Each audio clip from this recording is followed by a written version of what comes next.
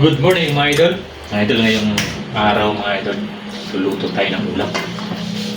Luluto tayo ng pinatsyabang pork estofado. Spanish version. Hindi pa niya alam mga idol. Dito pa tsyaba mga idol. Manibiro ko lang naman kayo. Spanish version mga idol. Kasi maraming version yun eh. May Filipino version. Filipino version kasi mga idol, walang tomato sauce yun. Parang kumba, parang ganun kumba yung style. May suka, tuyo, sukal. Banana blusa pa. Okay na yung mga idol. Ito naman parang Spanish. Meron tayong ano mga idol, no? Bawang sibuyas, red and green bell pepper, carrots and potato, mushroom, tomato sauce. Siyempre mga idol, yung ano, ito yung yan mga idol, pork. Prepare ko na yung mga idol kasi yan naman mga idol sa yung video niyan mga idol dyan.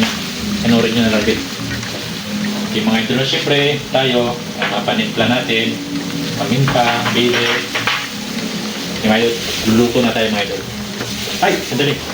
Yung ano pala mga idol, kung yung sa unang content ko tungkol sa chopping board, siyempre pag sa bahay tayo mga idol, huwag mo na sundin yung color coding. Bahay tayo, sa pang hotel and restaurant lang. Tips ko dyan mga idol, no? Pag isa lang yung chopping board nyo, isa lang or dalawa, depende naman yan.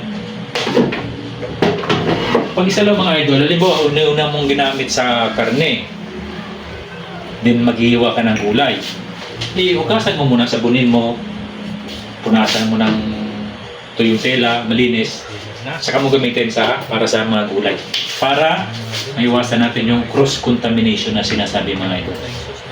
Okay mga idol? Okay mga idol, magluluto na tayo. Malapot mga idol yung sauce niya. Malambot na yung patatas. Yung karne, malambot na rin yan.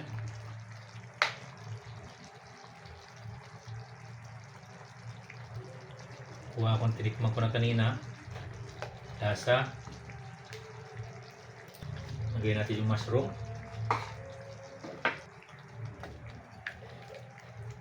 Green bell pepper. Simmer lang natin ng saglit, kunti pa. Medyo tutuin natin ng konti.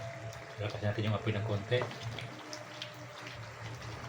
Mga ganyang malapot na yung sauce mga idol. Malapit na yan idol kasi yung karne naka-blanch na yan kanina. Bago ko sa pagkagisa yan, naka-blanch na yan.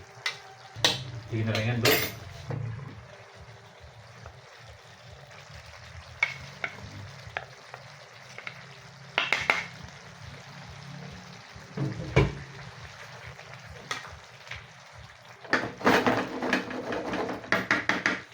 Yan mga idol, ito na yung ating pork estofado mga idol.